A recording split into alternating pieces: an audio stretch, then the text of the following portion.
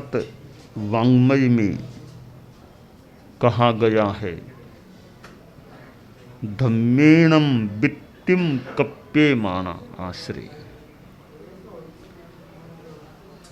गृहस्थ जीवन में अर्थ की व्यवस्था पर भी ध्यान देना होता है। आर्थिक व्यवस्था ठीक नहीं होती है तो गारहस्थ्य में कठिनाई पैदा हो सकती है।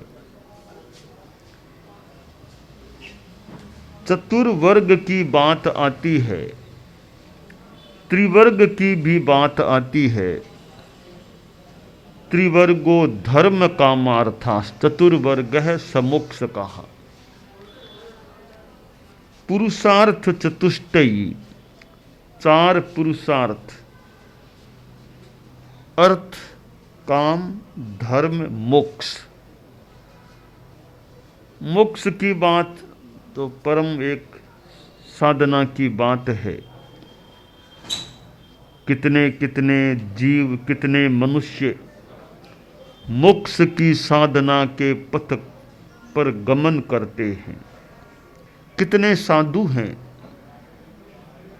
गृह त्यागी बन जाते हैं, परिवार त्यागी बन जाते हैं, सावध्य योग त्यागी बन जाते हैं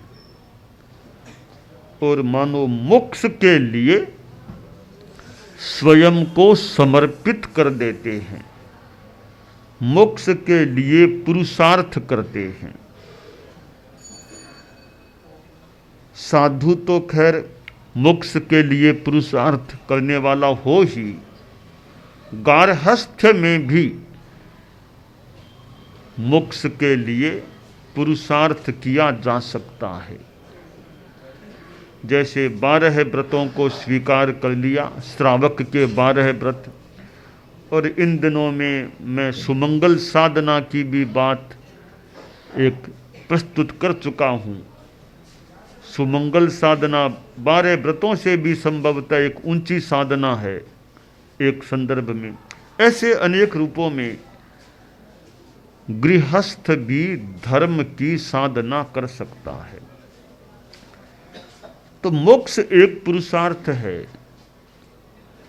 इधर गारहस्थ्य में अर्थ और काम, ये दोनों भी चलते हैं। गारहस्थ्य का रथ है, उसके ये 2 पहिए हैं। एक पहिया है अर्थ और दूसरा अर्थ है काम। इनसे संसार चल रहा है। अर्थ और काम गारहस्थ्य में चलता है, यह वैसे कोई बुरी बात भी नहीं है गृहस्थ जीवन के लिए, परंतु अर्थ और काम पर धर्म या संयम का अंकुश रहना चाहिए।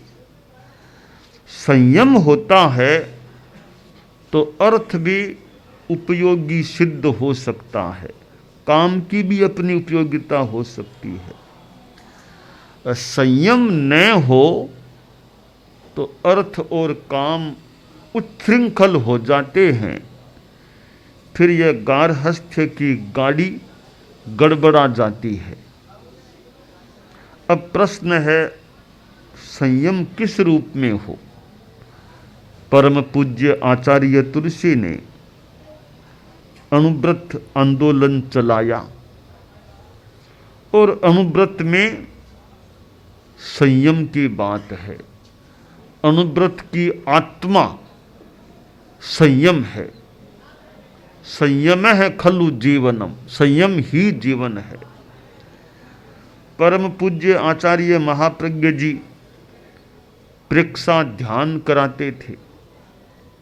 वह भी एक अध्यात्म की साधना है। संयम की चेतना को ध्यान साधना से संपोषण प्राप्त हो सकता है। तो अर्थ, वृत्त और वित्त 2 शब्द हैं। वित्त और वृत्त वित्त यानी धन, जैसे वित्त मंत्री यानी धन का मंत्री, तो वित्त गार्हस्थ्य में आवश्यक होता है। अब दूसरी चीज है वृत्त। वृत्त यानी चरित्र, आदमी का चरित्र भी अच्छा रहे और वित्त के परिप्रेक्ष्य में चरित्र अच्छा रहे। कैसे? कि वित्त के अर्जन में ईमानदारी हो, शुद्ध साधन हो, नैतिकता हो, अनैतिकता न हो। तो वित्त में शुद्धता रह सकती है। दो शब्द हैं, संभवतः आचार्य श्री महाप्रज्ञ जी ने भी फरमाया था, दो शब्द हैं अर्थ, अर्थाभास। दोनों में अंतर है। न्यायोपार्जितम धनम अर्थ है, अन्यायोपार्जितम धनम अर्थाभास है। न्याय नीति से जो पैसा अर्जित होता है वह तो अर्थ है। अन्याय अनैतिकता से जो पैसा प्राप्त किया जाता है वह अर्थाभास है। तो गार्हस्थ्य में अर्थाभास न हो। अर्थ तो मान लें गृहस्थ जीवन है तो अपेक्षित होता है। संस्कृत में एक श्लोक है, वृत्तम यत्नेन संरक्षेत वित्त मायाति याति च अक्षीणो वित्ततः क्षीणो वृत्ततस्तु हतो हतः। यानी आदमी प्रयत्न पूर्वक वृत्त चरित्र की सुरक्षा करे, क्योंकि वित्त तो पैसा आता है चला जाता है। पैसा आज है आगे रहे न रहे तो आता है चला जाता है। पैसे से आदमी कमजोर भी पड़ गया तो भी वह एक दृष्टि से दूसरी दृष्टि से कमजोर नहीं है। तो जो चरित्र से कमजोर पड़ गया, हत हो गया, वो जरूर आदमी कमजोर पड़ गया, हत हो गया। तो वित्त से भी ज्यादा महत्व वृत्त का होता है। तो आदमी यह सोचे कि पैसा तो माना चाहिए, पर पैसे के साथ वृत्त को कैसे जुड़ा हुआ रखा जा सके, कैसे अशुद्धता से पैसे को बचाया जा सके। चोरी का पैसा है तो माने अशुद्ध पैसा है, छल कपट ठगी करके पैसा प्राप्त किया है तो अशुद्ध पैसा है। दूसरे के हक का पैसा रखा है तो वह भी एक अशुद्ध पैसा हो जाता है। जैसे टैक्स चुकाने की बात होती है, अब कोई टैक्स पूरा नहीं चुकाता है तो वो जो टैक्स के विभाग का जो पैसा है वो अपने पास रखा जा रहा है, तो प्रश्न है वो पैसा शुद्ध है या नहीं। मेरे ख्याल से वो भी शुद्ध पैसा नहीं है, क्योंकि वो उसके हक का पैसा नहीं है। जिस पैसे पर सरकार का हक है उसको रख लिया तो फिर उस पैसे में भी शुद्धता मेरी दृष्टि में नहीं है। आखिर सरकार भी क्यों ले रही है, मान के चले सरकार भी जनता की सेवा के लिए टैक्स लेती है और वो फिर नहीं मिलता है, वो रख लिया जाता है, तो एक तरह से वो चोरी का धन हो जाता है। तो ये वित्त और वृत्त है कि शुद्ध पैसा और अशुद्ध पैसा। अब ये 2 नंबर कार, कच्चार, ये सब चीजें हैं, इनमें अशुद्धता वाली बात हो सकती है। तो पैसे के संदर्भ में शुद्धता रहे तो अर्थ और काम, तो अर्थ है उस पर संयम धर्म रहे, नैतिकता रहे, तो वह एक पहिया जो है गार्हस्थ्य की गाड़ी का वो ठीक रह सकता है। इसी तरह काम है तो वहाँ भी संयम रहे, उच्छृंखलता न हो, तो वो गाड़ी भी ठीक चल सकती है। तो ये जो 4 पुरुषार्थ बताए गए हैं कि अर्थ, काम, धर्म और मोक्ष, मोक्ष के संदर्भ में भी आदमी को जागरूक रहना चाहिए। संस्कृत में कहा गया है, अध्रुवाणी शरीराणि विभवो नैव शाश्वतः नित्यम सन्निहितो मृत्युः कर्तव्यो धर्म संचय है। कि शरीर अध्रुव हैं, अशाश्वत हैं। आत्मा तो स्थायी है, शरीर अस्थायी है। और विभवो नैव शाश्वत है, विभव यह पैसा धन है, वह भी शाश्वत नहीं है। लक्ष्मी को चंचल कहा गया है। और तीसरी बात है, मृत्यु निकट होती जा रही है। अब करें क्या कि शरीर नश्वर है, धन भी अशाश्वत है, मृत्यु तो निकट आ रही है, कि करो यही धर्म संचय है। धर्म का संचय करो। धन का संचय किया जाता है, आदमी यह भी सोचे धर्म का संचय भी मैं करता हूँ या नहीं, कुछ रोज धर्म की साधना करता हूँ या नहीं। हमारे यहाँ जैन धर्म में सामायिक का क्रम चलता है। एक सामायिक भी कोई करता है, प्राय रोज करता है, तो माने कि धर्म का संचय किया जा रहा है। और भी अनेक रूपों में त्याग, प्रत्याख्यान, संयम, तपस्या, स्वाध्याय, धर्म ग्रंथों को, अच्छे ग्रंथों को पढ़ने का क्रम है, वह भी एक धर्म का संचय है। तो आदमी को धर्म का संचय भी करते रहना चाहिए।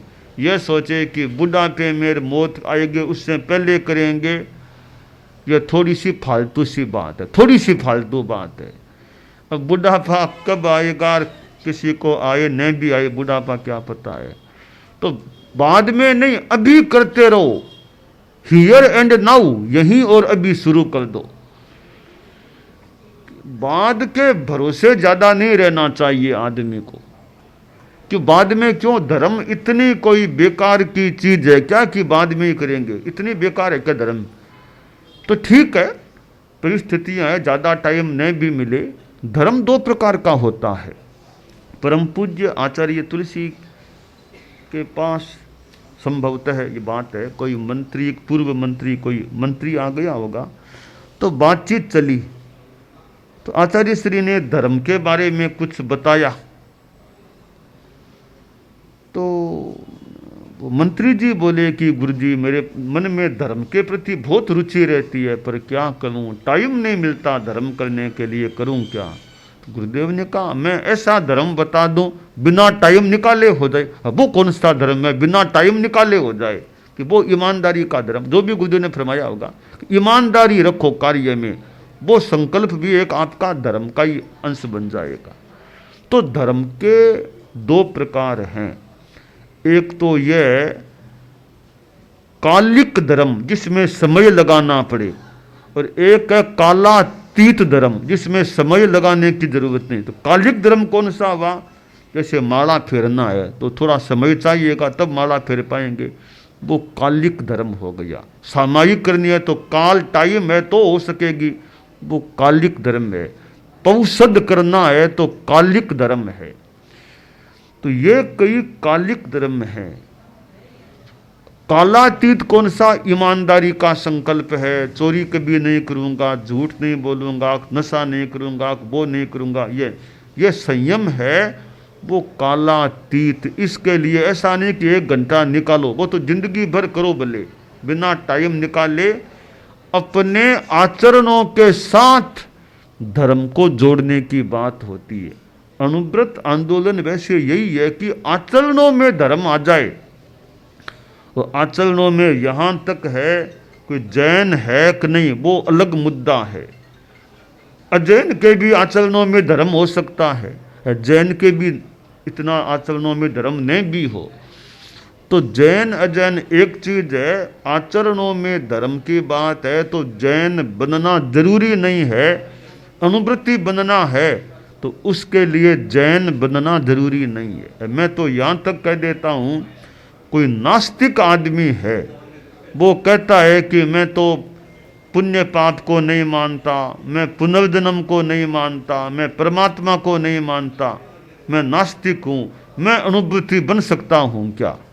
तो मेरा कथन है, नास्तिक हो तो भी अनुभूति बन सकते हो। भले आप परलोक को मत मानो, भले पुनर्जन्म को मत मानो, वो आपका अलग एक विचार है। भले पुण्य पाप कर्मवाद को मत मानो, वर्तमान जीवन को तो मानते हो ना। पुनर्जन्म को नहीं मानते, वर्तमान जीवन को तो मानते, वो तो मानते हैं, वो मानते हो तो वर्तमान जीवन को अच्छा रखने के लिए आप अनुभूति बन जाओ। अच्छी बात है, बहुत अच्छी बात है। वो अलग चिंतन का विषय भी परलोक है कि नहीं, उस पर अलग चर्चा की जा सकती है। कम से कम अनुभूति तो भले बन जाओ। तो ये छोटे छोटे नियम हैं अनुव्रत के, जैसे नशा नहीं करूँगा, प्रामाणिकता रखूँगा, निरपराध की हिंसा नहीं करूँ, आदि आदि नियम हैं। तो ये जीवन में आ जाते हैं तो जीवन में उस रूप में धर्म आ जाता है। आचरणात्मक धर्म या कालातीत धर्म जीवन में आ जाता है। श्रावक के 12 व्रत हैं, उसमें दोनों प्रकार के धर्म आ गए। वो जैसा मैंने कहा आचरणात्मक और कालातीत, वो भी आ गया, और कालिक धर्म भी। कैसे आ गया कि 12 व्रतों में हिंसा का त्याग है, झूठ का त्याग है, वो त्याग, ये तो कालातीत है, बिना टाइम निकाले आचरणों में होने वाले धर्म है। इधर सामयिक है, पौषध है, ये तो काल सापेक्ष है, टाइम निकालना पड़ेगा, एक मुहूर्त का समय होगा तो सामयिक हो सकती है। तो दोनों प्रकार के धर्म 12 व्रतों में समाविष्ट है। तो एक सुंदर एक प्रारूप है 12 व्रतों का। तो जीवन के आचरणों में धर्म आए, और आचरणों में धर्म को पुष्ट करने के लिए वो कालिक धर्म भी करें तो वो दूसरा धर्म और ज़्यादा पुष्ट होने की स्थिति में आ सके। तो अर्थ और काम पर संयम का अंकुश बना रहे। यह संयम एक ऐसा तत्व है जिससे साधु का तो खैर जीवन अच्छा हो ही सकता है, गृहस्थ जीवन भी अच्छा पवित्र रह सकता है, सदाचार युक्त रह सकता है। और जहाँ जीवन में संयम नहीं होता है तो फिर तो पग पग पर गड़बड़ हो सकती है।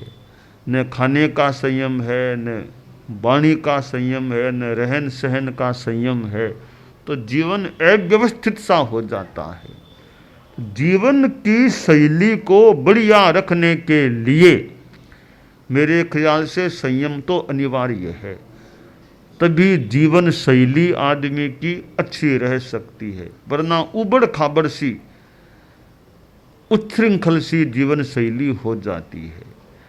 तो खान पान में संयम है, चिंतन का अपना विवेक है, बोलने का विवेक है, संयम है,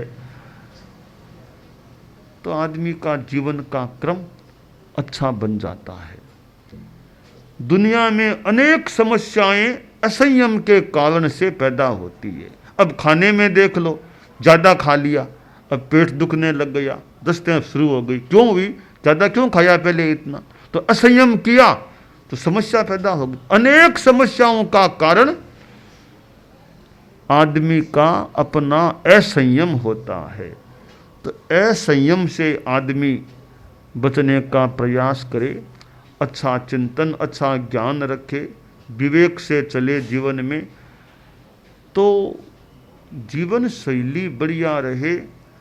और हमारे इतने धर्म ग्रंथों में जो बातें हैं और कितने धर्मगुरु भी बातें बताते रहते हैं, तो उनका प्रभाव जीवन पर आए और जीवन आदमी का ऐसा बने कि आगे का जीवन भी, आगे का क्रम भी अच्छा बन जाए। कोई परलोक में विश्वास न करे तो न करे, पर मेरी सलाह है कि परलोक है यह मान करके चलना चाहिए। कोई नास्तिक है तो मैं तो नास्तिक को सलाह देना चाहता हूँ कि परलोक नहीं है, पुनर्जन्म नहीं है, इस बात को मान करके मत चलो। पुनर्जन्म है, परलोक है, पुण्य पाप का फल है, इस हाइपोथेसिस, इस धारणा को मान करके चलो, उसके आधार पर अपने जीवन के क्रम को बनाओ, ये अच्छा रह पाएगा। पुनर्जन्म नहीं है, पुण्य पाप नहीं, यह मान के चलोगे, धर्म कुछ नहीं, असंयम करो, कुछ भी करो, तो कहीं भयंकर अहित के गर्त में पड़ सकते हो। इसलिए किसी भी आदमी को पुनर्जन्म नहीं है, पुण्य पाप नहीं है, इस सिद्धांत को अपना मुख्य ध्येय बना करके नहीं चलना चाहिए। पुनर्जन्म है, पुण्य पाप है, इसको मान करके निश्चय में भगवान जाने पर मान कर चले, पुनर्जन्म होने वाला है, पुनर्जन्म होता है, पुण्य पाप का फल है, तो हम जीवन को अच्छा रखें ताकि खराब फल भोगने को न मिले। तो वृत्त और वित्त कि वित्त आदमी को चाहिए, तो वृत्त चरित्र भी आदमी का अच्छा रहना चाहिए।